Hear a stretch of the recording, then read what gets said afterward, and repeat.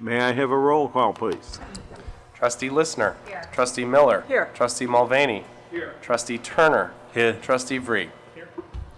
All right, our first order of business is to approve or disapprove the minutes of the Committee of the Whole meeting on April 16th and the Village Board regular meeting on April 16th.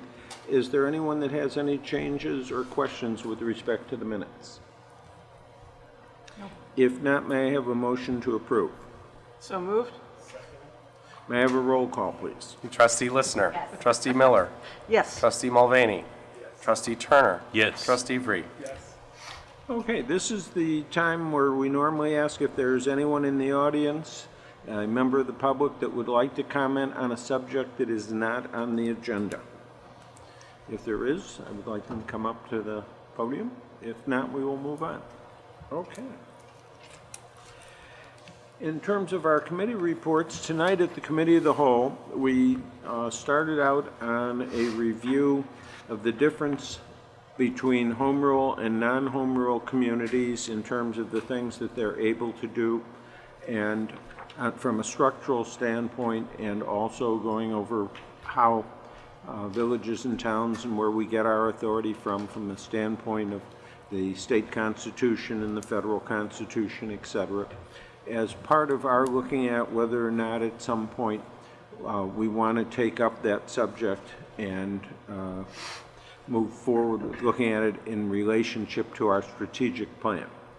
So it was an informative discussion. It was really one that is, I think of as a very well done and professorial discussion that we were led in by our village attorney, and who did an outstanding job in it.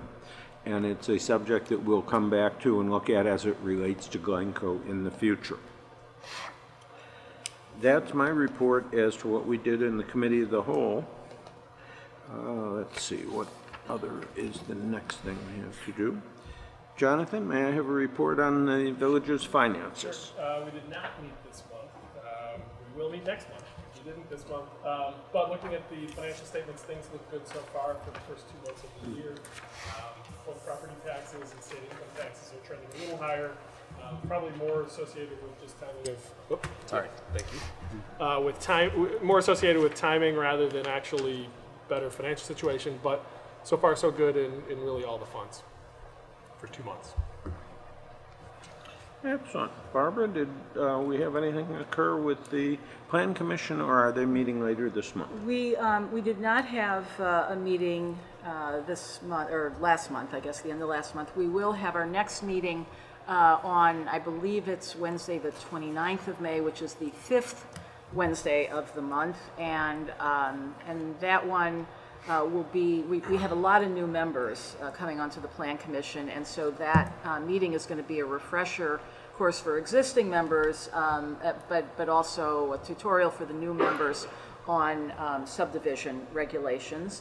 So that's a lot more interesting than it sounds, folks, so please feel free to come. We always encourage people to come to our meetings. That's it. Okay, I guess I would summarize it as plan to come to the Planning Commission meeting. Please, absolutely. All righty. The next question is the Golf Advisory Committee. Stella, can you tell us what they've been doing? Sure. We have not had our meeting. It is this Monday, but April, despite the bad weather, we kind of broke even on our net. A couple of things to note. We are up in our senior card sales, and we started a cross promotion with the Glencoe Park District. Anyone who buys a senior membership card from the golf course gets 1 free month of fitness center membership at the Glencoe Park District. So we're trying to see if we could share the same customers and get them some business as well. We did have an Illinois PGA Senior Scramble event at the golf course. This was the first time we had them, and they were very impressed with the golf course. And we did get some capital work done. We've expanded the 16th green to allow for some additional pin placements. Thank you. Sure. Sure. We're having a company golf outing, golf, and I was wondering if we could do like Glencoe. I don't know if that's a real thing or not. I mean, like something we could Yes. be limited as It depends. No. Everybody's welcome. Let me know the date and how many players would be happy to work with you. Best Excellent. golf course in the universe. It is, only up to Glencoe. There we go. All right. Peter, since you have started suiting out all the sustainable things. Curious about both recycling and water, and I don't expect you to have them on top of your head, but maybe you do. I'm curious if we could sort of get reports on that, how that's trending. I don't know the frequency in which you get that data, but the recycling and water usage is, to me, interesting, and it relates very much to our sustainability task force information I wouldn't mind gleaning from. Well, so I don't know about usage. Is it in here for water? a Revenue is different up part. significantly. So last year, revenue through this year to date was 144,000. So far this year, it's 277,000. So it's a pretty big difference. Those are rate increases. I'm not sure about actual usage, whether we're having an effect on usage. We're actually a little low this year to date on pumpage. That's on page 31 of the packet this evening.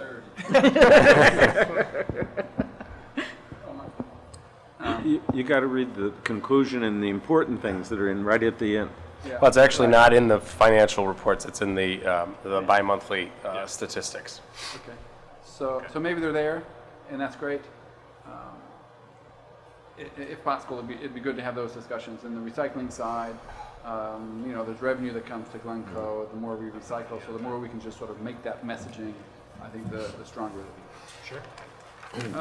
In terms of the sustainability task force, we spent our last meeting talking about certification.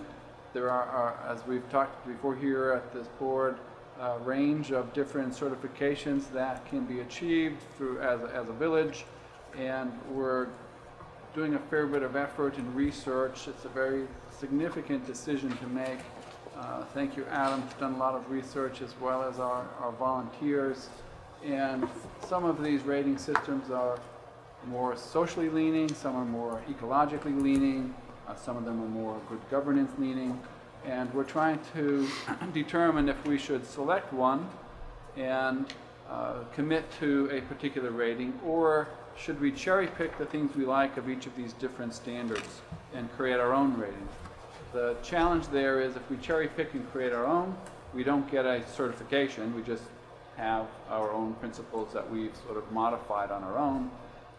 The benefit of choosing one is ultimately you get a certification, which is a standard which we can use to market and sell Glencoe as being the most sustainable community and desirable community in the universe. And that's our ultimate goal, and I personally feel that certification is a good step in that direction, but the task force is coming to terms with the level of effort needed to make this decision. I believe we intend to come to the board with details and a recommendation. If there's any input beforehand, we would love to have that here now or at a meeting of the whole, or come to one of our task force meetings if anybody has a strong feeling one way or the other or is interested in learning more. That's my report. We're going to, again, we always meet, we're a very dedicated group, and we've also added a few new members and changed the hall. Healy is stepping down as chair. I think we went through this process. I wasn't here at that board meeting, but Elsa Bay is already organizing some weekend events for us to talk through our mission. And Peter, I want to mention again to please congratulate the task force for us. The work that the task force has done on transportation and that resulted in our getting the grant, our work with the schools and everything, and getting the grant to work on that is a very constructive and real piece and payoff to the outstanding work the task force has been doing. And so I think it's appropriate, since we've just gotten that, you pass on our congratulations to them at the next meeting and tell them how much we appreciate how their work made this possible. Thanks, President Levin. I will pass that on to the task force, and also I think some good thanks for Adam as well, directly. Excellent. Trustee Listener, tell us all about what's going on with the Sesquicentennial Committee. Well, this is our year. 2019, so Glencoe's 150th anniversary. Still want to point out that the calendar that we put out is a wonderful resource for all of the activities that the Sesquicentennial Committee and the various village organizations are involved in. Also, there is the website for the Sesquicentennial that also does outline all of these things. Looking toward the end of this month, we do have the Memorial Day observances, and there is an event at 11 o'clock over at Veterans Memorial Park that the Sesquicentennial Committee is involved in, and the committee is also very involved in planning an enhanced and much bigger than ever July 4th celebration. In fact, there is a parade workshop that is going to be held on Thursday, May 23rd at 6:30 p.m. right here. And for people who are interested in ways that they can volunteer, ways that they can participate, this will be a great meeting for them. And also there's going to be a lot of information on what to do in terms of how to make a float. And we're really looking for neighborhood groups, for friends, for community organizations to get together and do more floats this year. Our parade is going to be bigger. All of the celebrations are really going to lead to quite an enhanced 4th of July this year. In addition to the parade, which is going to be a little later in the afternoon, it will be ending at Lakefront Park, where we're going to have food trucks, there's going to be entertainment, and it's going to all go into a much larger than ever 4th of July fireworks celebration. So there's a lot of exciting things going on and a lot of opportunities for people to get involved, as I mentioned, Thursday, May 23rd. Here in June, there are going to be a couple of important meetings I just wanted to mention. Also, we're starting to plan the Sesquicentennial Gala. And there's going to be an informal meeting for people who would like to get involved with the gala, which is going to take place in October at the Botanic Gardens. That meeting is Thursday, June 6th at 6:30 p.m. And we're inviting people who are interested in getting involved to please come to that. And I also just want to mention that we are going to have a fantastic Tri-Club golf tournament on Wednesday. Is it Wednesday, June 12th? Yeah. And that is where golfers are going to be able to play at Lakeshore Country Club, Skokie Country Club, and Glencoe Golf Club. The event is actually already sold out. It was just received great interest by a lot of golfers. So that's going to be a very exciting event in Glencoe this next month. So lots of activities. Please look at the website and please look at your calendar and participate. Thank you. Trustee Turner, is there anything to report on the Historic Preservation Commission? Due to a lack of quorum, the Historic Preservation was not able to meet. However, Commissioner Van Vechten was able to meet with the developers and architect of the Hoover Estate to discuss some of the preservation components. The Hoover Estate representatives were able to talk about efforts to preserve the entrance gates that are on Green Bay Road, the gazebo, potentially the stables, either in place or potentially moving those to an alternate location on the site, a large group of mature trees on the property, and potentially saving and rebuilding the large study room from the mansion. Unfortunately, retention of the manor house is not currently in their plans, but the conversations will continue with representatives from the Preservation Commission, which is great news. Other news, the property that retains the Booth Cottage, which is designed by Frank Lloyd Wright and was the residence of the Booth family before they moved into their larger property, has been sold. and there are currently conflicting views as to the owner's intent as to what to do with that structure, but the Preservation Commission will make them, commissioners will make themselves available to work with optionality around retaining that structure in some way, shape, or form. I would again encourage people who are interested in historic preservation to fill out the volunteer form and make yourself known. It's an interesting way to be able to give back to your community. Thank you. Village Manager Corrali, can I have your report, please? Certainly, and I'll apologize as my voice is a little squeaky this evening. We do have a few things we wanted to report to the board this evening. The first is to discuss an item that is included in your packets this evening, the strategic plan timeframe update. As we reported in April, we've now completed the first full year of the village's strategic plan, and I believe making very good progress on the over 70 initiatives within the 4 goal areas of the plan.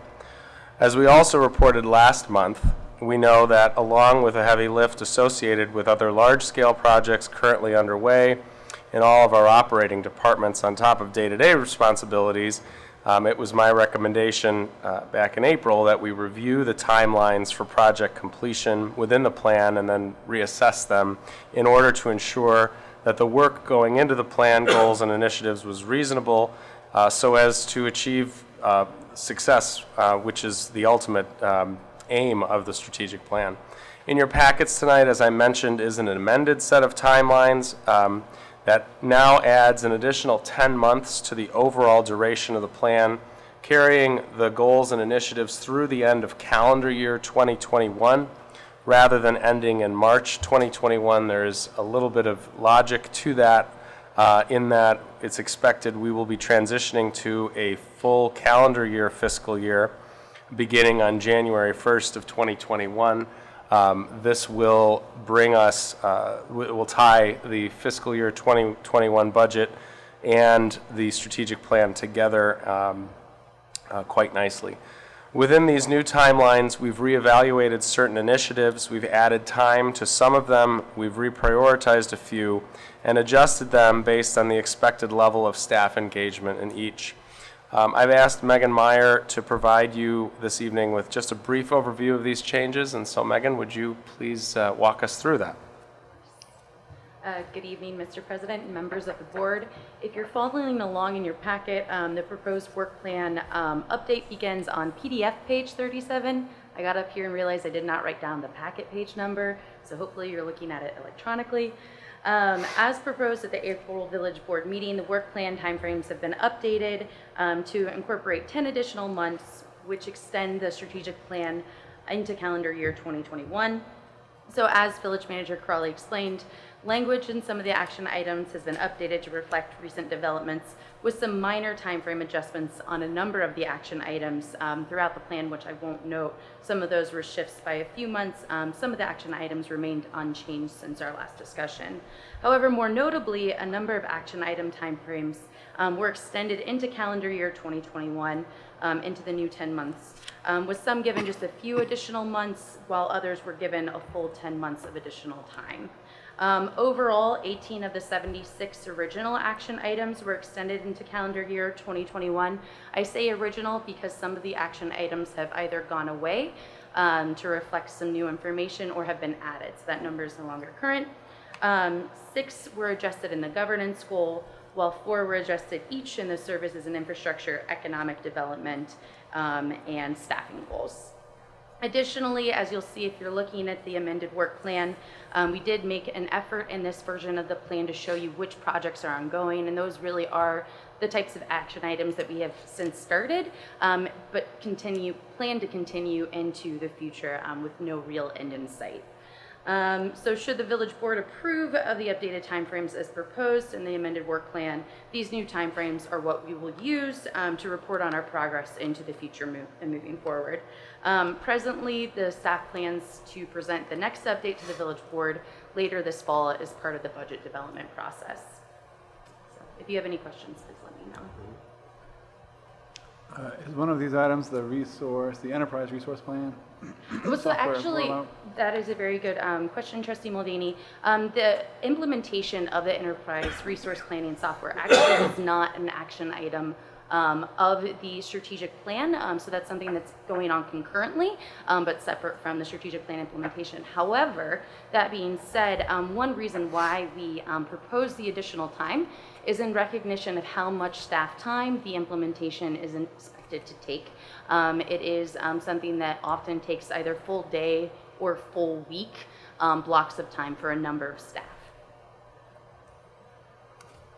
Thank you. Of course. As a reminder, this was part of the payment. We anticipated delays, and we knew it was going to be harder than anticipated. That didn't make sense, but we did anticipate bumps in the road and some difficulties. Yeah. But also, in terms of our payback time, we estimated it at the shorter timeline, as I recall. So this could have, in theory, impact on our return on this investment. I think as we move into actual utilization of the ERP in phases, and it will take time, what we've learned in implementations like this is that you are always ambitious and hopeful that a timeline is accommodating to what staff is capable of completing, and then something gets thrown at you, and it alters the ability to dedicate the amount of time that perhaps we would like to. What I think, and we talked a bit about this last month, so I apologize, Trustee Mulvaney, you didn't have the benefit of some of that conversation. I think the overall scope of the ERP is going to move along at a good clip. What we want to make sure, and why adding some time to the strategic plan helps with that, is to hopefully free up staff to make sure that they're focusing their efforts in a positive way so that we can get that ERP rolling as early as possible and as effectively as possible. And this gives us a little bit of wiggle room to accommodate that, along with the day-to-day work plans of the operating departments. So it's, I think, our intent to see that ERP churning away ASAP. This will help facilitate that. Okay. And I would also say, based on, in the corporate world, having done some ERP conversions similar to things that we're looking at here, I thought our timetable for getting it done here was exceptionally fast. And so that it wasn't that we didn't anticipate that there are things that could slow it down or need more attention. On the other hand, the way in which it's getting done indicates that it will be even more valuable than we have thought, and I think it will contribute to the restructuring of some of the departments as we have retirements and things change. So I think all of it is for the better, and people are, interestingly enough, extremely focused on both pieces and want to do each of them well. And so it's really, the strategic plan is well inculcated into the actual actions of all of our people in a way that is very constructive.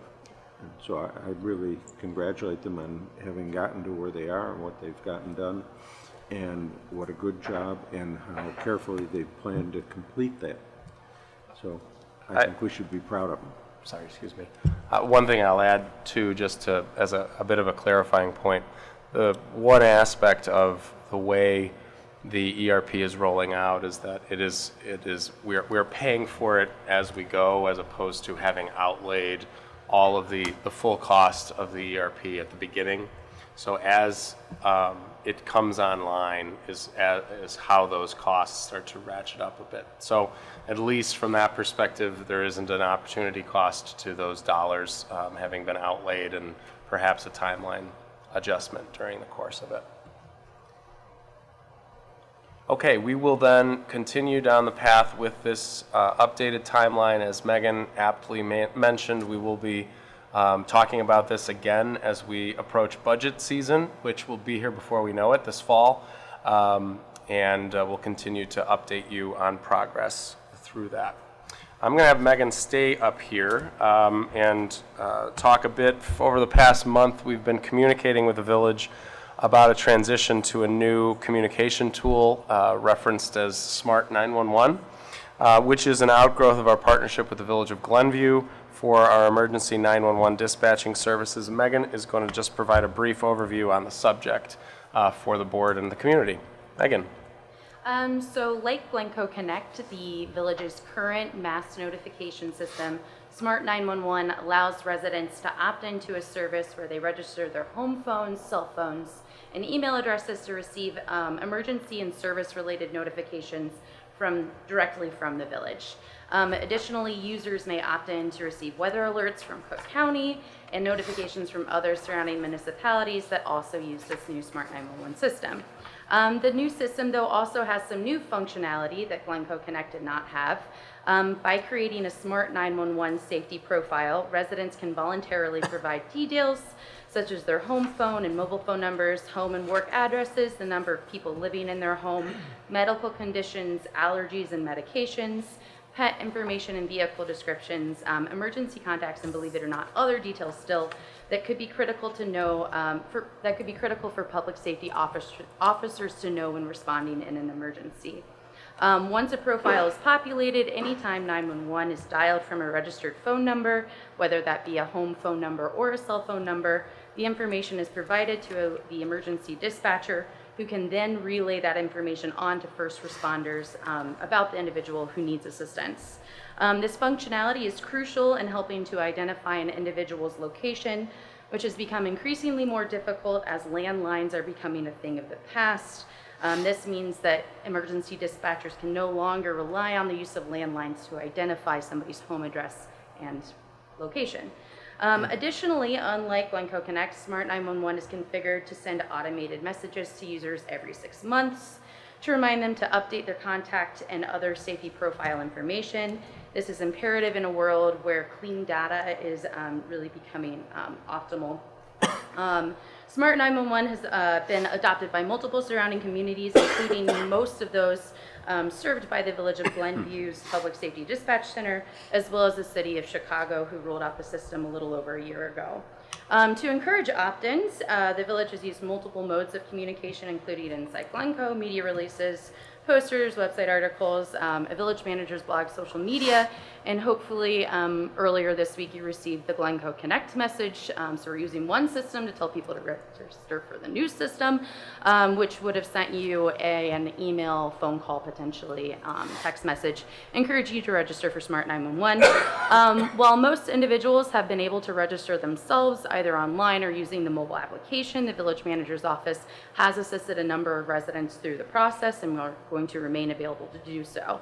While promotions have only been underway for a little over 2 weeks, we already have over 500 opt-ins to date, which is way better than most places, I will admit, and we will continue a steady stream of promotions over the coming months to underscore the importance of the system to our residents. Any questions about the system? How many do we have on our current system? I'm sorry, can you say that again? How many do we have on our current system? Sure. It's a little bit of a different metric. So currently in Glencoe Connect, when we configured it in 2014, we decided to load in reverse 911 data. So that would be anybody's landline information. That's typically what you would find in a phone book, that kind of thing. This system, we have elected not to do that simply because we are finding that most of that data is now old. Most people have foregone the use of their landline. So this is going to be opt-in only, and if you're comparing this to opt-in onlys, since 2014 we've had over 1,400 different accounts created for Glencoe Connect. What we don't have the data for is how many of those were correlated to a unique household. So that might not directly correlate to the number of households. That's also true for Smart 911. I will note you can either create it per individual, or you could create one for your household and have the same login credentials for multiple people in your household. And that's up to the user's preference. There's a lot of time that may go into the registration process. I registered my family earlier this week, and it took me close to an hour to get all of the information that I wanted to share in it. And that includes everything from a picture of my dog to the license plate numbers on my cars to the ages of my daughters. And so the nice thing about that is it really does step up a number of levels the quantity of data available to our public safety officers as they're responding to your house for a 911 call of any kind. And if there's medical attention that's needed, they have information at their fingertips that otherwise they wouldn't. But I think the more important piece is that it ties your cell phone more closely to you and to your location. And that has been a problem over the last several years as we've migrated away from landlines. So it's a really a neat product. I encourage people to be comprehensive.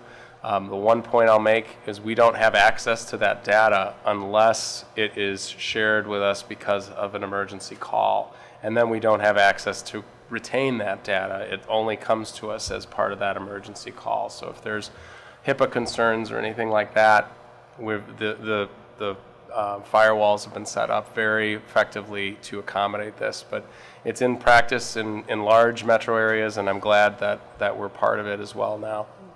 I'll make one more comment. I would be remiss, since Bill Hansen is in the room. Family Service of Glencoe earlier this year did launch a program called Glencoe Cares. Is that correct? Which is similar, if you've heard of it in other municipalities. Sometimes it's also referred to as the file of life. The concept is very simple. It encourages elderly residents and residents with any kind of special needs or chronic medical conditions to keep literally a physical file in their freezer that contains all of their medical information, list of medications, emergency contact information, and other details. This is a digital version of that, and it's hopefully going to be more widely adopted. Yeah. It does support things like the ability to load living wills and other continuity of care documents into your profile. So paramedics would have access to that, doctors in emergency rooms would have access to that. It's really a great tool. So I just did have one question. I did sign up, and I was impressed with the quantity of information they were asking for. Just wondering what we can do to kind of assure residents about the security of this information, having been someone who was actually subject to identity theft. I was getting a little concerned as I was uploading various items of information, and I'm just wondering, what we can put out there in terms of the safety of all this information. And I think that's going to continue to be a major messaging point, and that's something that I discussed at length as we were considering whether or not to do this, that I did not want to be the one collecting people's medical information and inputting it for them into a system like this. So whenever possible, we're avoiding that. But as Village Manager Crawley explained, once you create an opt-in, or I'm sorry, your credentials, and a username and a login, that information is not available to village personnel. Although I'm an administrator and I can use your contact information to reach out to you via text, phone call, voicemail, I could not go into your account and see any of the information you provided. That information is only provided to the emergency dispatcher, and it's a temporary access to your account, and that information can then be translated to the first responders, but then they no longer have access to that information once your phone call has been, I guess, logged as cleared. I'm not quite sure of the technical terms. I'm sure Carrie could help me, but so does that? Yeah, I think I was more concerned about the hacking at the much higher level. I wasn't concerned about the village of Glencoe. Well, I think one of the things we can do is we'll gather some of the security information that Glenview has available on this product. We've gone through this. We're the last community that's dispatched by Glenview to actually opt into the program. It's been, I think they've been using it now for close to a year overall. But what we'll try to do is gather some additional information and post some of that on the website along with the links so that people can read through that, kind of their security protocols and such. So, but we'll see what we can pull together. I wanted to comment as well. I signed up with minimal amount of data, and that part is only a few minutes. So that's right. So if you're just doing a limited investment here, it's pretty quick and easy and painless. Although I did have to delete my account and start over. But regardless, it only took a minute or two to do that. And I'm also curious about the messaging around cost. It's free as a user, and which I don't think is actually stated anywhere. But I'm curious, did we pay to opt into this system? There is a cost to it. It is about a third of the cost of what we were paying to utilize the system that we're phasing out. So there's a pretty significant cost savings that's tied to it. But yeah, that's a good distinction. There is no cost for anyone to sign up. You can put as little or as much information in to the system as you like. I think it's an individual choice on how much to upload, and either way, it still ties some valuable information to that phone number and such. So, And Trustee Mulvaney, I will note, we did receive a discounted rate for purchasing the secondary system that allows us to send you messages through the Village of Glenview. So we are benefiting from a group rate. okay, so we will continue to share information on it, and it is a process whenever we move from one communication system to another, and we appreciate the community's patience and participation with it. But it is a kind of a neat tool, certainly, for the benefit of our community. You referred to it as a neat tool. I would say it's really cool because when I was growing up in Glencoe, they had us put the information in the refrigerator for public safety to get, and we've now moved up to the freezer, That's and it's right. a lot cooler. That is correct. It's cooler. Dale left, so somebody had to pick up where he left off on those punny jokes. Just a couple more. Just a couple more items I wanted to touch on. As I had reported a couple of months ago and was discussed with several impacted residents at last month's board meeting, staff has been actively communicating with IDOT regarding the ever-worsening roadway conditions on Dundee Road between the Edens and Forest Way. Just as a quick reminder, that is the segment of Dundee Road that it remains under the jurisdiction of the Illinois Department of Transportation. Last month, what we had advised was that following outreach from staff, IDOT had communicated back that they were committed to do some patching work in the area. I will say we, to some degree, continue to disagree with IDOT on the size and scale of that patching work, and that we have continued to underscore that even patching is a temporary solution. We are expecting to meet with them again on site next week to discuss some next steps and the timeline. In the meantime, the resident who attended the board meeting last month, George Sang, who lives adjacent to this roadway, forwarded to the village president and I last week copies of a petition to our state legislators containing 105 signatures from residents in Glencoe asking for our legislators' intervention to repair the roadway. The village president yesterday shared another letter with our legislators underscoring the village's support for a long-term and more permanent fix, and again sharing those petitions with the legislators. So we'll continue to keep the board apprised of progress on the topic and hope that we're able to report soon that a more permanent solution is in the works. Finally, just a few special events I want to make note of. This is a busy time of year, but a couple things hopefully that people can join in the next few days that are upon us. Tomorrow morning from 5 a.m. to noon at our Dunkin' Donuts here in Glencoe on Green Bay Road, public safety officers will be there for the annual Cop on a Rooftop event, which raises money for the Special Olympics. Stop by and support a great cause. You can get a free donut and say hello to our public safety officers. It's always a nice day, although I think it's supposed to be like 35 degrees and raining tomorrow morning, so bring your umbrella. Saturday is the second annual Bike Safety Rodeo, which takes place from 1 to 3 p.m. at South School. This is where children in the community and their families can register their bikes with public safety. They can complete a bike course and get some free bike and helmet safety checks done. It's a really great program that we started last year with the Park District and with District 35. And so I just encourage folks, if you're around on Saturday, to participate in that. As Trustee Listener mentioned, the Memorial Day Remembrance takes place at 11 a.m. on Monday the 27th. This is always a quite solemn ceremony, and this year we'll have a sesquicentennial link to it, but it also always includes a reading of the names of those from Glencoe who fought and died in service to our nation. If it is raining, we will move the ceremony to the Takeoff Center, but hopefully we got our order in for good weather early enough. And last couple things. It's hard to believe it's almost summer because it just feels like spring started in the last few minutes.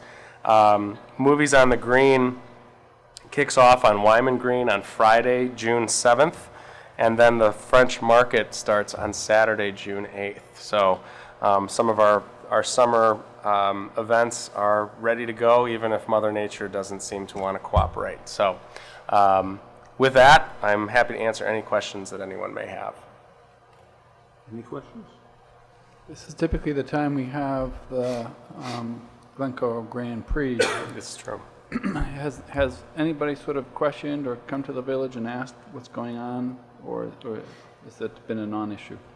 Relative to the Grand Prix itself? Yes. I think they did a pretty good job of getting the word out in the community that when they made the call last fall to cancel it, we did get some outreach from the planning committee this week, kind of lamenting the fact that we weren't all ramped up to get started with, or to be in the midst of planning for it. But generally, we haven't gotten a lot of outreach on it.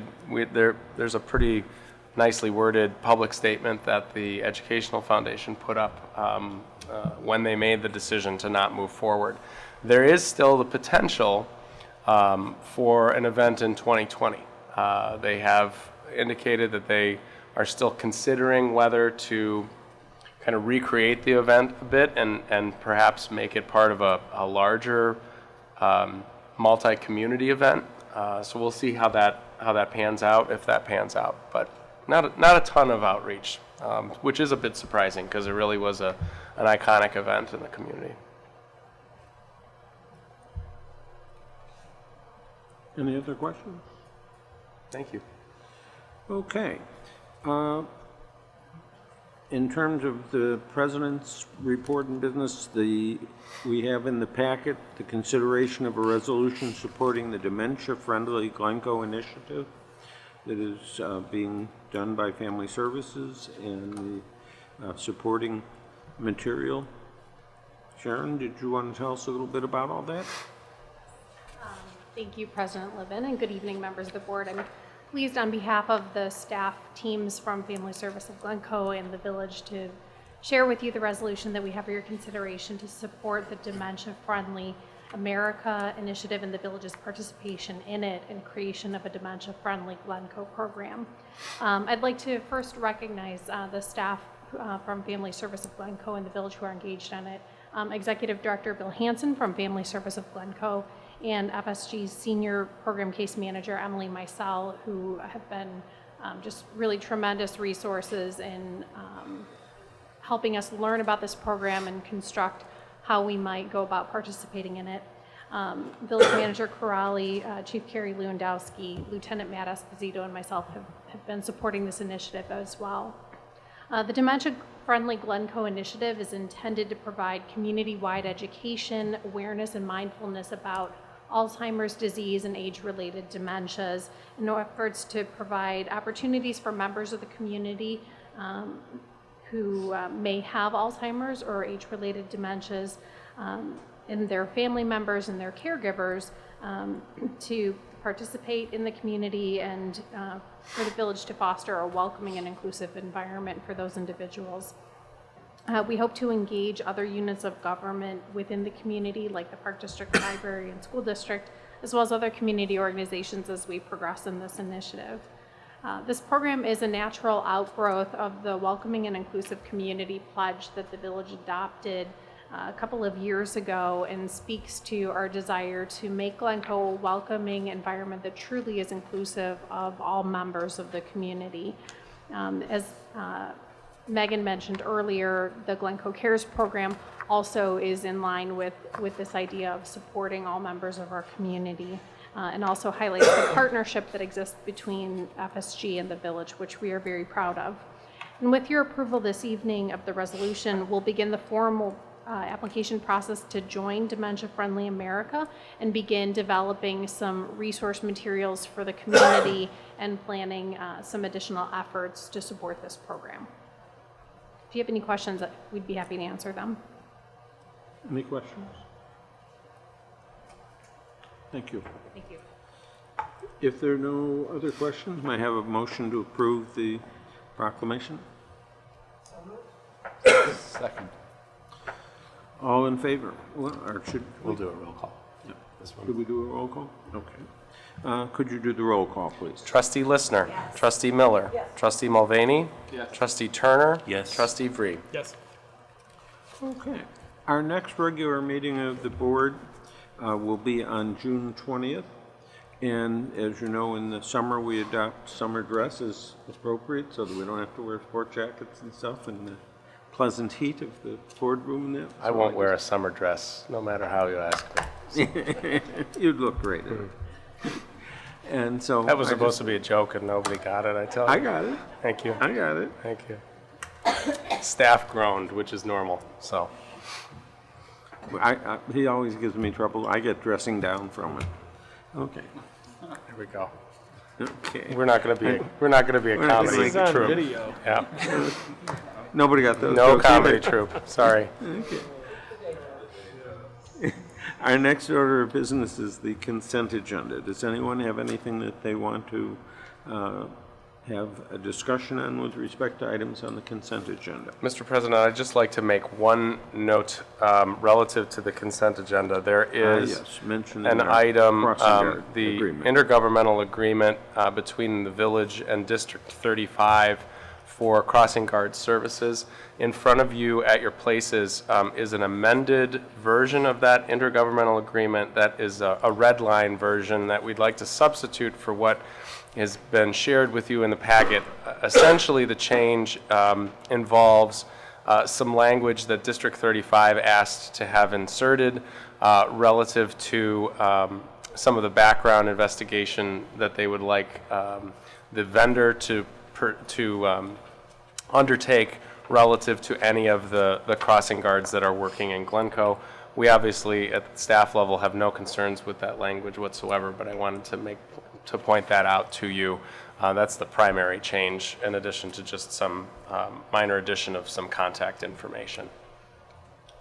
And that's item 6E in the original version. And so if there is a motion on the consent agenda, it would be To amend it. to amend it to include this. Any questions? May I have a motion including the idea that we will amend item 6E to include the changes in the red line version? No, sorry, before we go to a motion, I had one quick question about the typical age of our vehicles. That looks like it's, if we're retiring that one and replacing it with this new one, is this a typical age or cycle for us in terms of vehicles? No, normally our vehicles last about 4 years. This particular squad had excessive mileage on it, just due to the nature of other cars not being available or whatever happened over the next 2 years ago. It's a 2016 vehicle, we got it late in 2015, so we got about 3.5 years on it. If you look at the entire calendar.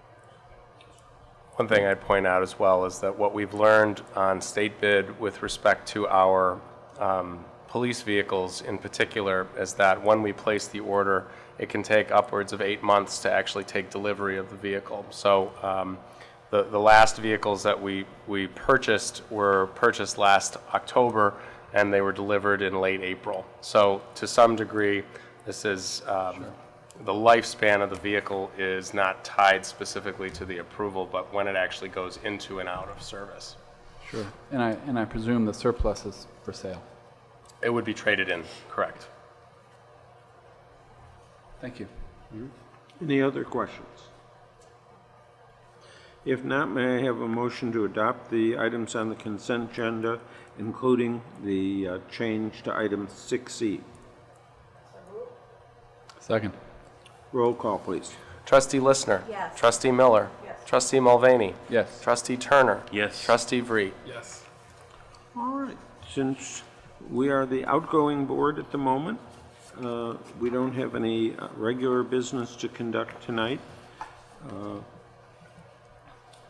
Does any of the trustees have any business that they would like to raise or discuss? If not, do you have anything that you would like to say? Because we have one retiring trustee tonight, Trustee Turner. Is there anything you would like to say? Thank you for the opportunity to serve the community. I've really enjoyed working with my fellow board members and with the village staff. What I thought would be me giving back to my community, I found really enriching. I learned a lot about the village, and it gave me a tremendous appreciation for our staff and our community as a whole. So thank you for the privilege of working with you all. Thank you. It has been a delight and a joy to have you as one of our trustees, and I have very much enjoyed working with you. With all of that said, I would like a motion to adjourn sine die, and we will adjourn from this meeting, and then we'll swear in the new trustees and convene the board meeting with the new trustees. May I have a motion?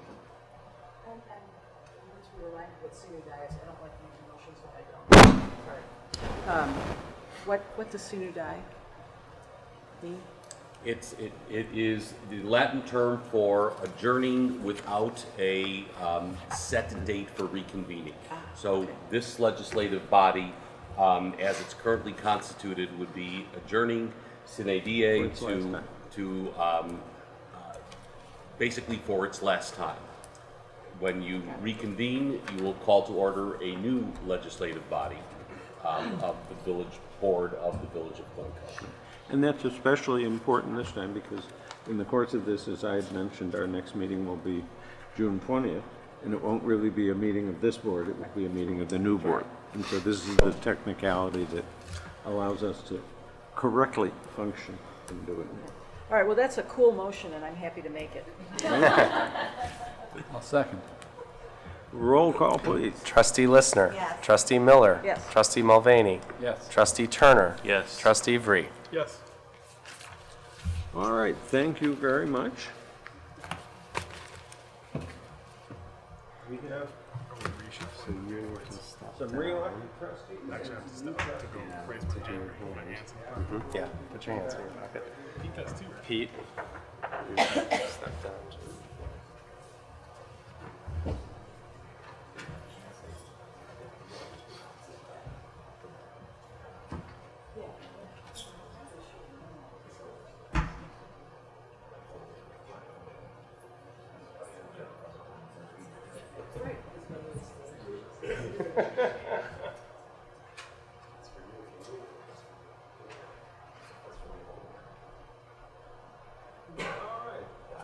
Ask you to repeat after me. I, say your name, but don't repeat that, say your actual name. I, Jim Lewis, have been elected. Have been appointed. Well, trustee in the village of Glencoe. Trustee in the village of Glencoe. In the county of Cook. In the county of Cook. And in the state of Illinois. Do solemnly swear. That I will support the Constitution of the United States. And the Constitution of the United States. And the Constitution of the state of Illinois.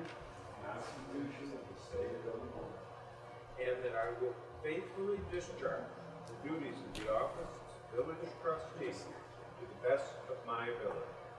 That I will faithfully discharge the duties of the office of village trustee to the best of my ability. Congratulations, you are now all trustees.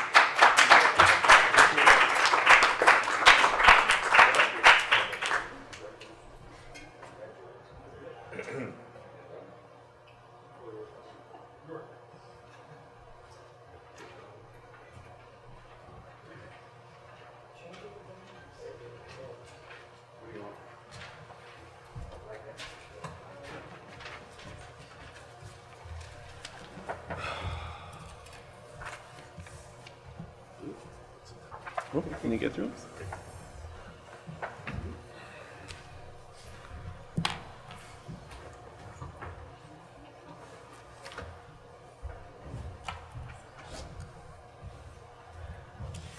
We've all heard of reconstituted orange juice, so I suppose this is the appropriate night to mention that and say now we have a reconstituted board.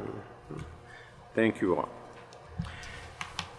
May I have a roll call, please?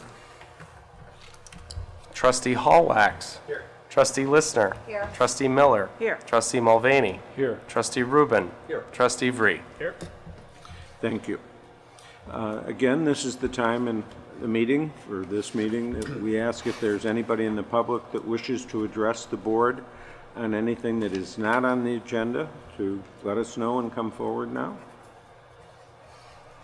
There not being anybody, the next order of business is to take up a variety of appointments and other things. The first is the appointment of official village positions.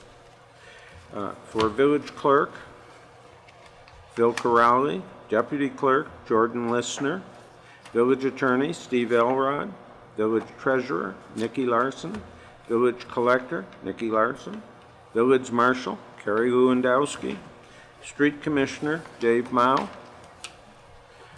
Also, we are in the process and we are appointing of the village board representation to village committees. So for the Golf Advisory Committee, Trustee Hallwack. For the Sesquicentennial Committee, Trustee Listner. For the Plan Commission, as its Vice Chairman, Trustee Miller. For the Sustainability Task Force, Trustee Mulvaney.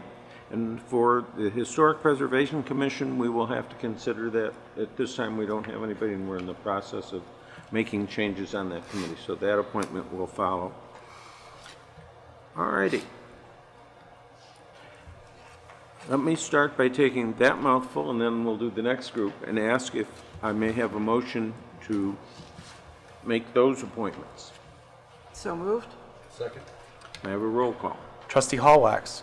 Yes. Trustee Listner. Yes. Trustee Miller. Yes. Trustee Mulvaney. Yes. Trustee Rubin. Yes. Trustee Vree. Yes. Excellent. The next round of appointments is pursuant to Chapter 2, Article 2 of the Glencoe Village Code.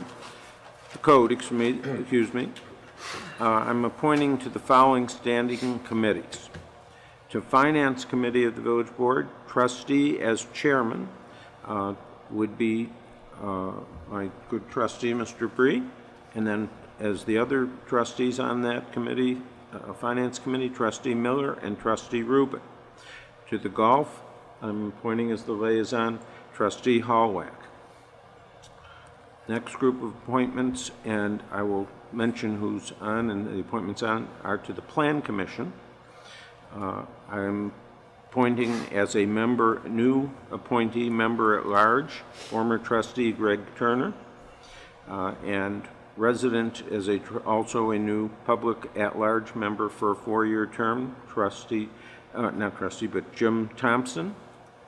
And then for the Historic Preservation Commission, I would like to appoint Peter Vecton to be the new chairman of that commission. Appointment from the other governmental bodies to the commissions, I would like to appoint Dudley Underdunk who's from the Park District, to the Plan Commission, trustee, Dev Muckery, who will represent District 35's board on the Plan Commission, and Laura Sloan, who will represent the Glencoe Public Library on the commission. Again, to get through that mouthful, can I have a motion to approve those appointments? So moved? Second. May I have a roll call? Trustee Hallwax. Trustee Listner. Yes. Trustee Miller. Yes. Trustee Mulvaney. Yes. Trustee Rubin. Yes. Trustee Vree. Yes. All right. To the Sustainability Task Force, Hall Healy, who is currently serving as chairman, I'd like to have him reappointed as chairman to serve till September 2019, and then after that to continue to serve on the Sustainability Task Force as an at-large member with his term expiring in May of 2022. I would like to have Elsabe Shimaplanik Van der Roy as appointed as Vice Chairman of the Sustainability Task Force through September 2019, till September 2019, and thereafter to serve as Chairman for a 3-year term expiring on May 2022. Also, Lisa Fremont, reappointed as Public at Large member. Jennifer Varela, appointed as a Public at Large member. And appointments from other governmental bodies to that group: Dudley Underdunk. From the Park District, Ashley Kane Silver, appointed from District 35. May I have a motion on those appointments, please, to approve? So moved? Second. May I have a roll call? Trustee Hallwax. Trustee Listner. Yes. Trustee Miller. Yes. Trustee Mulvaney. Yes. Trustee Rubin. Yes. Trustee Vree. Yes. Excellent.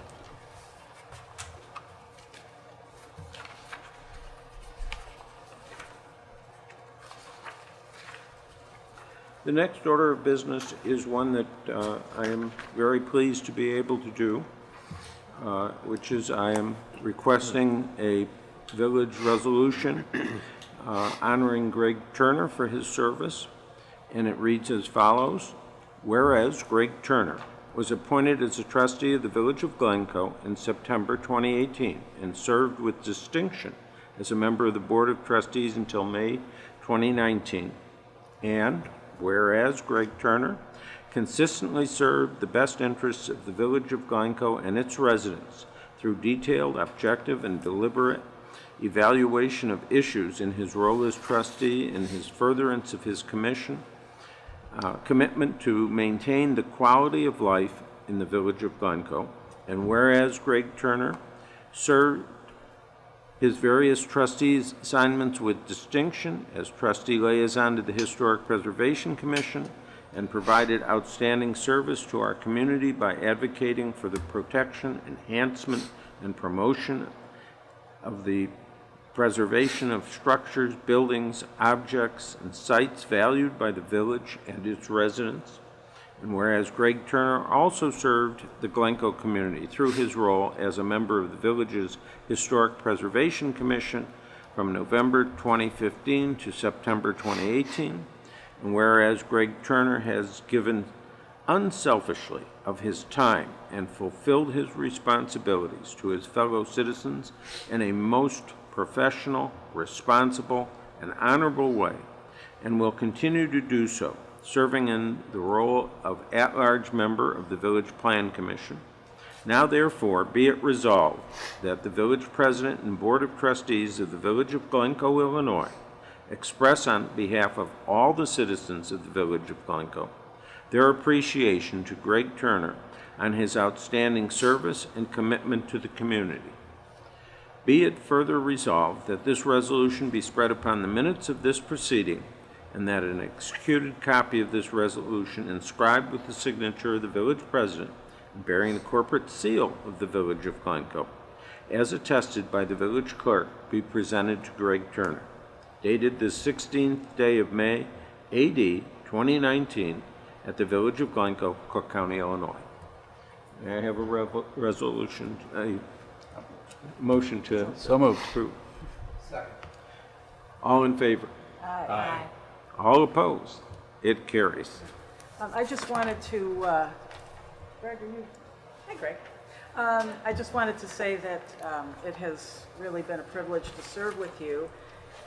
Thank you. And I am the most fortunate person on this board because I get to continue to learn from Greg and work with him on the Plan Commission. So I'm really glad that you're going to be doing that.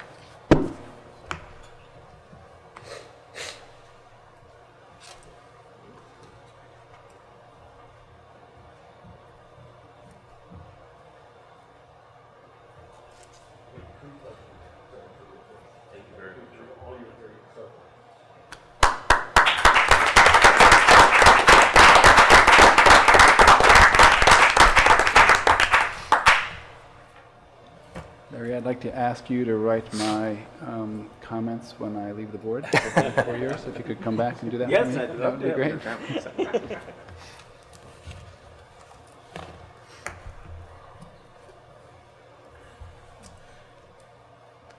Is there any other business that a member of the board would like to discuss before we move to our last item? Okay. I would mention that after we do the next item, because I'm going to ask for a motion to go into closed session, before we do that, between when we go, actually execute that, if the motion passes, we have a little cake and stuff in the back, and so I would invite Greg and all of our new trustees to participate in the celebration of this changeover. So we don't need to go downstairs right away if you all decide you will agree with me on the motion. I would like to request a motion to move into closed session for the purpose of discussing under Illinois Open Meetings Act, Section 2C1, consideration of the performance and compensation of the village manager. May I have a motion, please? So moved? Roll call, please. Trustee Hallwax. Trustee Listener. Yes. Trustee Miller. Yes. Trustee Mulvaney. Yes. Trustee Rubin.